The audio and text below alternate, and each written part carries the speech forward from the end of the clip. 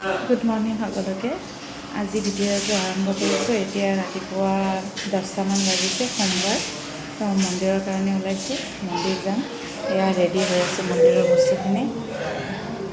ইয়াতে মই পূজাৰ সামগ্ৰীখিনি গোটাই লৈছোঁ, বেগৰ ভিতৰত লৈছোঁ। এয়া মিঠাতেল হয়, শলিতা, ধূপ লৈছোঁ, গাখীৰ, মেচকাঠি, তাৰপিছত আপোনাৰ গংগাজল, গোলাপ জল আদি কৰি মই চব লৈ লৈছোঁ। এতিয়া বোলক মন্দিৰৰ ফালে যাওঁ।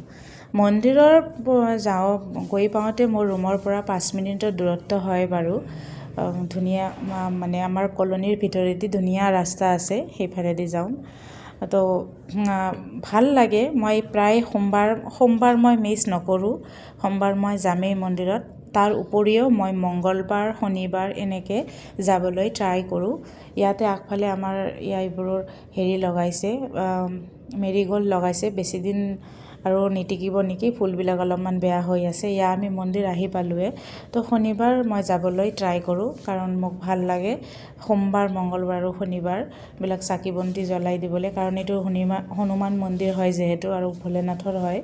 তো শনিবাৰ বা মঙ্গলবাৰ বা সোমবাৰ এইকেইটা দিন বহুত ইম্পৰ্টেণ্ট হয়। সুন্দৰকাণ্ড হয় প্ৰতি মঙ্গলবাৰে। আপোনাৰ ধুনীয়াকৈ ইমান সুন্দৰকাণ্ড হ'ব, আৰু মন্দিৰৰ ফালৰ পৰাও হয়। আৰু আপোনালোকৰ কিবা যদি, আমাৰ যদি কিবা মনৰ মানস থাকে, কিবা থাকে, আমি সুন্দৰকাণ্ড দিব পাৰোঁ। আৰু সেই হিচাপে একৰ্ডিং টু মানুহ হিচাপ কৰি ভাণ্ডাৰৰ ব্যৱস্থা কৰা হয়। ইয়াতে মই আহি পালোঁ, বেগটো থলোঁ।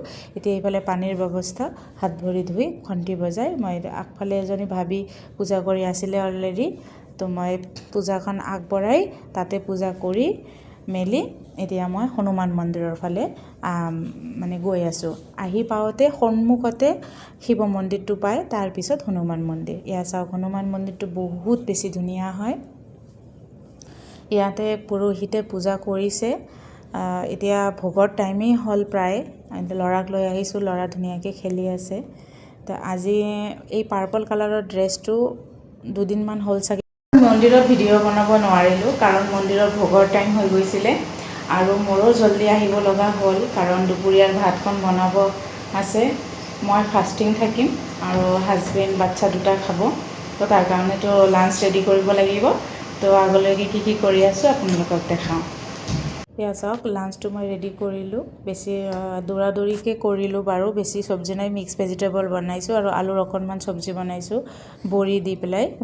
দাইলৰ বড়ি পাই যে, সেইখিনি হাজবেণ্ডক ক'লোঁ আপুনি খুৱাই দিয়ক বাবুক, আৰু মই এইবিলাক নকৰোঁ, কাৰণ মই আকৌ আবেলি টাইমত মন্দিৰ যাব লাগিব এবাৰ।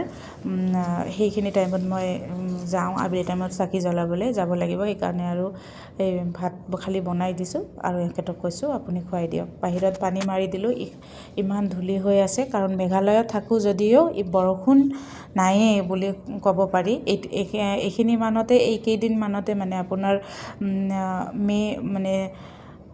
ফেব্ৰুৱাৰী মাহৰ লাষ্টৰ ফালে এবাৰ নহ'লে এবাৰ বৰষুণ দিবই, কিন্তু এইবাৰ নিদিলে। বহুত হৈছে, ধূলি হৈছে। পানী মাৰি থাকিব লাগে মোৰ বাবু, কাৰণ বাবু খেলি থাকে, আকৌ এনেকৈ আহি বিচনাত উঠে। তো মই পানী দিছোঁ কাৰণে গছবিলাকত পানী দিলোঁ। দেখি পেলাই কয় মা ময়ো পানী ঢালিম এই গছত। তেনেকৈ বটলত দিছোঁ। এনেকৈ খেলি আছে, হাঁহি আছে, ভাল পায়। আৰু এই জিন্সৰ পেণ্ট মানে ইয়াৰ জিন পেণ্ট এনেকৈ কয়, আৰু ভাল পায়। এয়া হ'ল আবেলিৰ ভাগৰ পূজা। আবেলিৰ ভাগৰ পূজা মই সন্ধিয়া 5টা বজাত মন্দিৰ গৈছিলোঁ। তেতিয়া পণ্ডিতজী অলৰেডি হনুমানজীৰ ড্ৰেছ চেঞ্জ কৰাই, মানে শৃংগাৰ কৰাই আছিলে। ড্ৰেছ চেঞ্জ কৰাই দিছিলে, ৰেড এযোৰ পিন্ধাই দিছিলে। আৰু এইটো মই চাকি বন্তি জ্বলাই সেৱা জনাই, আৰু চাৰিওফালে মন্দিৰৰ পৰিক্ৰমা কৰিব পাৰি। মা সৰস্বতীৰ পৰা, মা লক্ষ্মীৰ পৰা, লক্ষ্মীনাৰায়ণৰ পৰা আদি কৰি চবেই চাৰিওফালে মূৰ্তি আছে, ধুনীয়াকৈ পৰিক্ৰমা কৰিব পাৰি। ইয়াৰ বাহিৰৰ পৰা আপোনালোকক দেখাই দিলোঁ মন্দিৰটো ধুনীয়া। ঘৰত আহি চাওঁ, ছোৱালী ইমানেই টোপনি গৈছে। তাইক কৈছোঁ ভাইটিক চাবা। ইফালে তাই পূৰা টোপনি দিছে, আৰু সেইটো ৰুমত আহি চাওঁ বাবু পূৰা টোপনি দিছে। টিভি চলিয়ে আছে তাৰ, মাছা এণ্ড দ্য বেয়াৰ চাই ভাল পায় এওঁ। সি মানে সেনেকৈয়ে হৈ গৈছে আৰু বেচেৰাটো। এতিয়া মোৰ প্ৰাৰ্থনাৰ টাইম হৈছে। মই লৰালৰিকৈ হাত ভৰি ধুই মই প্ৰাৰ্থনা কৰিম। প্ৰাৰ্থনা মই কৰি আছোঁ সন্ধিয়া। আমাৰ গুৰু হৈছে অনুকূল শ্ৰী অনুকূল চন্দ্ৰ ঠাকুৰ, আমি তেখেতৰ দীক্ষিত মানুহ হয়, সৎসংগী। তো আমাৰ এটা প্ৰাৰ্থনাৰ নিৰ্দিষ্ট টাইম থাকে, তেনেকৈ আমাৰ প্ৰাৰ্থনা কৰিব লাগে।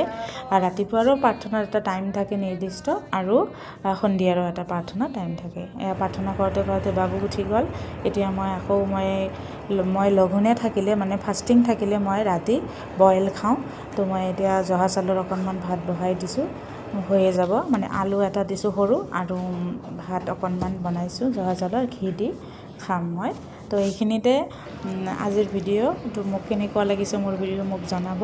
যদি ভাল লাগে মই নিশ্চয় আগ্ৰহী হ'ম আকৌ বনাবলৈ, কাৰণ হাজবেণ্ডে বহুত ইনফ্লুৱেঞ্চ কৰি থাকে বনাবা, কিবা কৰা, বিজি থাকা।